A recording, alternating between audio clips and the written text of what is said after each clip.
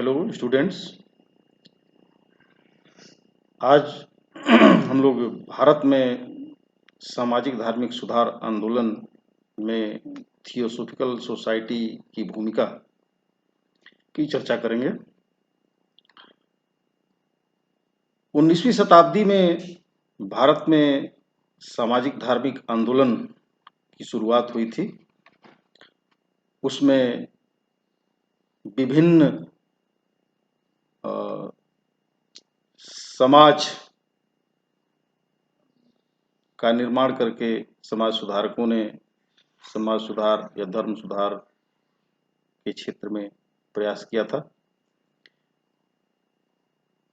ब्रह्म समाज, आर्य समाज, प्रार्थना समाज, रामकृष्ण मिशन, थियोसॉफिकल सोसाइटी, ये सभी जो समाज थे, सभी संगठन थे, ये सभी एक ही दिशा में काम कर रहे थे और इनका मुख्य उद्देश्य भारत में सामाजिक सुधार करना, धार्मिक क्षेत्र में जो कुरीतियां थी, कुप्रथाएं थी, उनको समाप्त करना और इसके साथ साथ भारत में राजनीतिक चेतना का संचार करना भी था।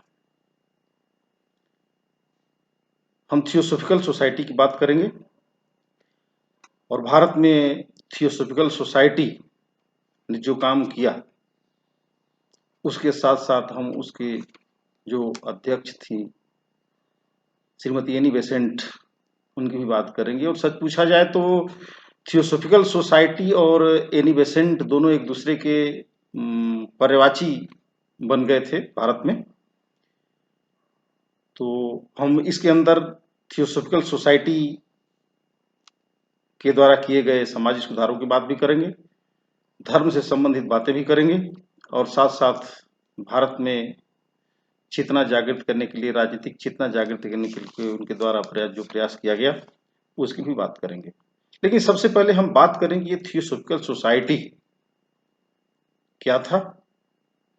दरअसल थियोसॉफिकल सोसाइटी का जो थियोसॉफी शब्द है, थियोसॉफी एक ग्रीक भाषा है, थियोसॉफी, जिसमें थियोस और सोफिया ये दो शब्द मिलकर बनते हैं। थियोस का अर्थ होता है गॉड, ईश्वर, और सोफिया का अर्थ होता है विजडम या ज्ञान। और इस तरह से जब हम दोनों को मिलाते हैं तो थियोसॉफी का अर्थ हुआ ईश्वरीय ज्ञान। संस्कृत में इसके लिए ब्रह्म विद्या शब्द का प्रयोग किया जाता है।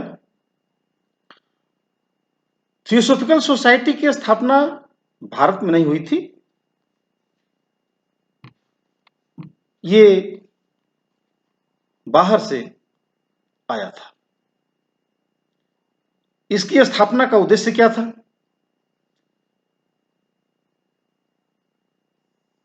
इसकी स्थापना का मुख्य उद्देश्य था ईश्वरीय ज्ञान के बारे में चर्चा करना। ईश्वर क्या है, आत्मा क्या है, आत्मिक आनंद क्या है, अंतर ज्ञान क्या है, इन सभी चीजों को समझना और इन सभी चीजों को व्यक्ति के अंदर विकसित करना, यही थियोसॉफिकल सोसाइटी का उद्देश्य था। इनके जो अनुयायी थे वो पुनर्जन्म और कर्म की बात भी करते थे। जैसा हम जानते हैं, जैसा कर्म करता है आदमी वैसे ही उसको फिर से जन्म लेना पड़ता है, पूर्व जन्म के किए हुए कार्यों के आधार पर जन्म निर्धारित होता है, ये सारी बातें। और भारतीय जो धर्म दर्शन था जिसके अंतर्गत सांख्य दर्शन, उपनिषद, इनसे थियोसॉफिकल सोसाइटी को काफी प्रेरणा मिली थी। इनके अंदर लोगों में भ्रातृत्व भाव पैदा करना, विश्व समुदाय में भ्रातृत्व भाव पैदा करना, ये उनका मुख्य लक्ष्य था। स्थापना की बात करें, थियोसॉफिकल सोसाइटी की स्थापना उसी वर्ष हुई जिस वर्ष भारत में दयानंद सरस्वती ने आर्य समाज की स्थापना की, यानी 1875 ईस्वी। दो लोगों की भूमिका इसमें महत्वपूर्ण थी। हेलेना पेट्रोना ब्लावत्स्की, जो एक रूसी महिला थी, और दूसरे व्यक्ति थे कर्नल हेनरी स्टील ऑलकॉट, जो एक अमेरिकन थे। इन लोगों ने मिलकर इस सोसाइटी की स्थापना की थी 1875 में। संयुक्त राज्य अमेरिका के न्यूयॉर्क शहर में इसकी स्थापना हुई थी। जैसा कि हम बता चुके हैं कि इनका जो मुख्य उद्देश्य था वो आत्मिक ज्ञान, ईश्वरीय ज्ञान को विकसित करना और लोगों में भ्रातृत्व भावना, विश्व समुदाय में भ्रातृत्व भावना का विस्तार करना था। अमेरिका में इन्होंने जो किया, अमेरिका में काम कर रहे थे, लेकिन इसी बीच भारत में दयानंद सरस्वती जो काम कर रहे थे। दयानंद सरस्वती ने 1879 में इन्हें आमंत्रित किया भारत आने के लिए। ब्लावत्स्की और ऑलकॉट दोनों दयानंद सरस्वती के निमंत्रण पर भारत आए और यहां 1879 से 1881 तक थियोसॉफिकल सोसाइटी और आर्य समाज ने एक साथ मिलकर काम किया। उस समय भारत में एक बड़ी चुनौती था। भारत में जो अंग्रेजी पढ़ा लिखा वर्ग था वो ईसाई धर्म की ओर आकृष्ट हो रहा था, और भारत में जो धर्म प्रचारक थे, जो भारतीय लोग थे, जो भारत को की धर्म और संस्कृति को बचाना चाहते थे, उनके मन में सबसे बड़ी दुविधा यही थी कि कैसे भारतीयों को ईसाई धर्म के प्रभाव से रोका जाए और कैसे भारत में ईसाई धर्म के प्रचार और प्रसार को कम किया जाए। इसी उद्देश्य से भारत में काम करते रहे। इसी बीच आगे चलकर के 1886 में मद्रास के निकट अड्यार नामक स्थान पर इन्होंने अपना एक केंद्र स्थापित कर लिया और यहां से वो लोग काम करने लगे। इसको अड्यार को केंद्र बनाकर इन्होंने अपने विचारों का प्रचार प्रसार करना शुरू किया। भारत में थियोसॉफिकल सोसाइटी का जो कार्य था वो काफी महत्वपूर्ण था। भारतीय सभ्यता और संस्कृति से ये लोग काफी प्रभावित थे, यहाँ के दर्शन से काफी प्रभावित थे, लेकिन साथ साथ यहाँ धर्म के और जाति के क्षेत्र में जो बुराइयां थीं, कुरीतियां थीं, उस पर भी इन्होंने काम करना शुरू किया। लेकिन खंडन मंडन के साथ इन्होंने भारत में प्रचलित रीति रिवाजों, कर्मकांड आदि परंपराओं में वैज्ञानिकता की खोज भी की, वैज्ञानिक तरीके से उनको प्रमाणित करने का प्रयास भी किया। हम जहां तक थियोसॉफिकल सोसाइटी के उद्देश्यों की बात करें, उनके उद्देश्यों में भारत में जाति पात, रंग भेद, धार्मिक भेदभाव आदि की भावना को कमजोर करना था, विश्व बंधुत्व को बढ़ाना था, मानव मानव के बीच बंधुता की भावना को विकसित करना था, सभी धर्मों के प्रति सहिष्णुता का व्यवहार रखना था और सभी धर्मों के प्रति समन्वयवादी दृष्टिकोण अपनाना, प्रकृति के गूढ़ रहस्यों और मनुष्य के गुप्त शक्तियों को उजागर करना था। उनका मानना था कि प्रकृति में जो कुछ भी घटित होता है उसके पीछे एक शक्ति है, उस शक्ति को समझना। ईश्वर की एकता की बात भी ये करते थे। ईश्वर एक है और वह परमात्मा है और आत्मा ईश्वर का ही एक अंश है। ये बातें इन्होंने कही और इन्हीं सिद्धांतों को विकसित करने के लिए, इन्हीं सिद्धांतों का प्रचार प्रसार करने के लिए उन्होंने भारत में अपना काम शुरू किया। 1907 तक ऑलकॉट थियोसॉफिकल सोसाइटी के अध्यक्ष थे। 1907 में उनकी मृत्यु के बाद एनी बेसेंट अध्यक्ष नियुक्त हुई। और सच कहा जाए तो भारत में थियोसॉफिकल सोसाइटी को विस्तार देने के लिए श्रीमती एनी बेसेंट का नाम ही मुख्य रूप से लिया जाता है। ब्लावत्स्की ने भी काम किया था 1907 तक, और उसके बाद उनके काम को श्रीमती एनी बेसेंट ने विस्तार दिया। हम थोड़ा सा एनी बेसेंट के बारे में भी देख लें कि एनी बेसेंट कौन थी। एनी बेसेंट एक अंग्रेज महिला थी। आयरलैंड में इनका जन्म हुआ था 1847 में, एक निर्धन परिवार में हुआ था। इनकी शादी एक पादरी से हो गई थी, लेकिन पति पत्नी में आपस में मतभेद हो गया था, इसलिए शादी या वैवाहिक जीवन अधिक समय तक नहीं चल सका। अंततः इन्होंने पति का परित्याग कर दिया और 1889 में इन्होंने सोसाइटी यानी थियोसॉफिकल सोसाइटी की सदस्यता ग्रहण कर ली। 1893 में वे भारत आई और थियोसॉफिकल सोसाइटी में ऑलकॉट के साथ काम करती रही। 1907 में ऑलकॉट की मृत्यु के बाद उन्हें थियोसॉफिकल सोसाइटी का अध्यक्ष बना दिया गया, और उसके बाद थियोसॉफिकल सोसाइटी ने भारत में जो भी किया उसके साथ श्रीमती एनी बेसेंट का नाम जुड़ा हुआ है। एनी बेसेंट को हिंदू धर्म से विशेष लगाव था। भारत में हिंदुत्व की रक्षा करना उनका मुख्य उद्देश्य था। भारतीयों को जागृत करना, उनके बीच धार्मिक प्रवृत्ति को बढ़ावा देना, भारत की सभ्यता संस्कृति को रोकना, बचाना, और उनके पीछे वैज्ञानिक तर्क प्रस्तुत करना, ये उनका लक्ष्य था या उद्देश्य था। एनी बेसेंट ने भारत में काम किया, उसमें धर्म के क्षेत्र में उन्होंने जो काम किया उसके बारे में हम बात करें।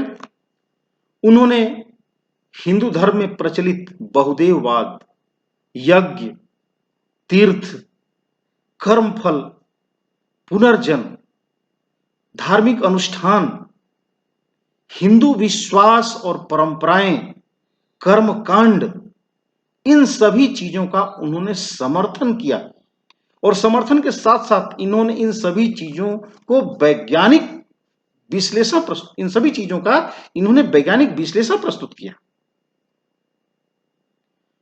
ऐसा करके उनका उद्देश्य था कि हिंदुओं में अपने धर्म के प्रति विश्वास जगाया जाए। वस्तु स्थिति यह थी कि ईसाई धर्म के आने के बाद, या और कहा जाए कि और पहले से, इस्लाम और ईसाइयत ने हिंदू धर्म पर जो आक्रमण किए थे, हिंदू धर्म का जो मखौल उड़ाते थे, हिंदू धर्म को गलत बताते थे, एनी बेसेंट उस भावना से भारतीयों को उबारना चाहती थी और फिर से अपने धर्म और संस्कृति में उनका विश्वास जगाना चाहती थी, और इसी उद्देश्य से उन्होंने भारत में काम भी किया। 1914 में उन्होंने एक भाषण के दौरान ये कहा था कि विश्व के अनेक देशों का 40 वर्षों तक अध्ययन करने के बाद मेरा यह निष्कर्ष है कि हिंदुत्व के समान कोई धर्म इतना वैज्ञानिक, दार्शनिक और आध्यात्मिक नहीं है। यानी कि हिंदू धर्म को उन्होंने विश्व का सर्वश्रेष्ठ धर्म घोषित किया था। इस समय शिक्षित भारतीय लोगों की रुझान ईसाई धर्म की ओर हो गई थी।